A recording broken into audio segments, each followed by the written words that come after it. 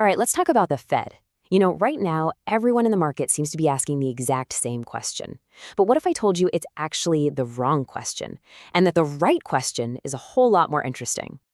And this is it, the question you see on every screen in every research note. Who's going to be the next Fed chair? The name Kevin Warsh keeps popping up. But honestly, if you're just focusing on who, you're missing the whole game.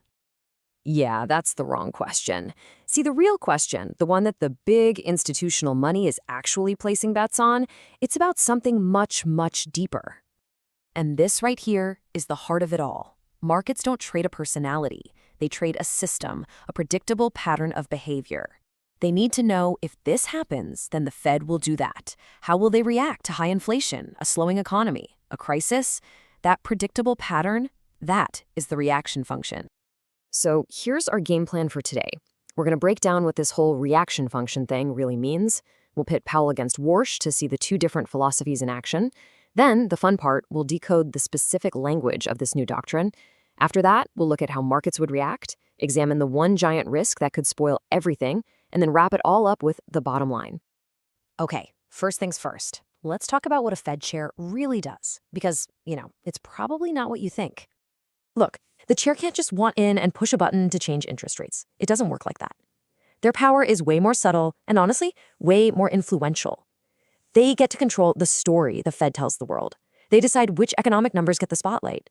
They control the speed of policy changes. And maybe most importantly, they define the rules of the game, what the Fed is willing to put up with. So that brings us to the main event. To really get what could change, we have to compare the Powell Fed we have now with a potential Warsh Fed. And trust me, this isn't just about two different guys. We're talking about two completely different ways of seeing the world. Let's put them side by side. On one side, you have Powell, the risk manager. He's absolutely haunted by the ghost of 1970s inflation. So his default setting is to do too much to fight inflation, even if it rattles the markets.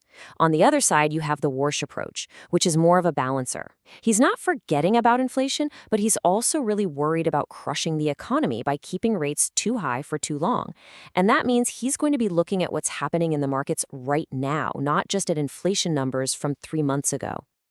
So, if you want to trade this potential new reality, you have to get inside its head. You have to understand the core beliefs, the biases that would be driving all the decisions. And it really boils down to two big ideas. First, the belief that inflation data is old news. It's like driving by looking in the rearview mirror. This means a Warsh-style Fed is probably not going to do those just-in-case rate hikes. They'd be quicker to say, okay, inflation's heading down. The second idea is about cutting rates. Even if Warsh thinks the long-term neutral rate is higher, he'd argue you have to cut faster once the inflation fight is won to avoid an accident. See the difference? Powell needs cold, hard proof before he cuts. Warsh would be willing to move based on confidence. And this is where it gets really, really interesting. Forget about the dot plots for a second. The real money, the real alpha, is made by reading the tea leaves, by understanding the subtle changes in what the Fed actually says. There are 3 key phrases you absolutely need to be watching. First up, financial conditions. When you hear a Fed chair start talking about things like credit spreads or mortgage rates, ding, ding, ding, that's a huge signal. It's them telling you, hey, our policy is already biting in the real world. And that gives them the perfect excuse to start hinting at cuts, even if the economy looks totally fine on the surface. Number 2 is policy restrictiveness. Now, Powell tends to use this phrase defensively to justify keeping things tight. But a Warsh-style chair would use it differently, more like a diagnostic tool. So if you hear them talking about how restrictive policy is, but they don't follow it up with a panicked warning about inflation, that's code. That's the market's green light to start betting on rate cuts. It's a total tell. And finally, the big one, forecasting framework. If you ever hear them talking about updating their models or considering new things like a productivity boom, that's the jackpot. That's the Fed basically giving itself intellectual permission to ignore the old data and make a move. For the markets, that's like a starting gun for a massive rally. Okay, so what does all this philosophy stuff mean for your portfolio? Let's translate it into actual dollars and cents. If the market starts sniffing out this shift is coming, what moves first? So, how would this actually play out? Well, in the bond market, you'd see the front end, think 2-year Treasury notes, rally hard as traders price in earlier rate cuts. That would cause the yield curve to steepen.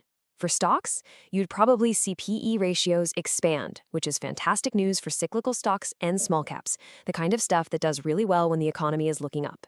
The US dollar would likely soften a bit, and gold would get a nice boost as the market's focus shifts to real interest rates. But, and this is a big but, there's a catch. There's one massive risk that could blow this whole beautiful theory to pieces.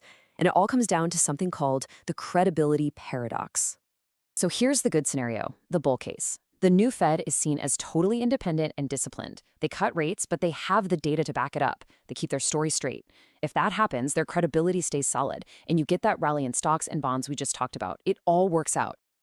Now, here's the nightmare scenario, the bear case. The market starts to believe the Fed is cutting rates simply because of political pressure. No real economic justification. In that moment, credibility is toast. Central bank independence is gone. And in that world, investors get nervous. They'll demand a higher interest rate on long-term bonds to cover that new risk. That's what we call the term premium. And that beautiful stock market rally, it becomes a house of cards. Okay, let's wrap all this up. What's the bottom line for anyone actually trying to navigate these markets? What's the big takeaway from this potential shift? All right, here it is. 1, markets are already starting to think beyond Powell. 2, this Warsh doctrine represents a huge shift away from just staring at old inflation numbers. 3, the new game would be all about policy lags and financial conditions. 4, that means the Fed would likely cut rates a lot faster once they're confident inflation is truly dead. But all of this, the entire idea, it all comes down to one single factor. And it's this. The bullish trade only works, the rally only happens if the market believes the Fed is putting its institutional credibility first, way ahead of any political pressure. The second that belief wavers, the whole thing falls apart, period. So that leaves us with a big question for the future, right? The Powell Fed has been all about waiting for certainty, waiting for the data to confirm everything. A future Fed might have to act on confidence instead. So will they be willing to make that leap, to prioritize their confidence in the framework over the certainty of backward-looking numbers? Because believe me, how they answer that question is going to define the next market cycle.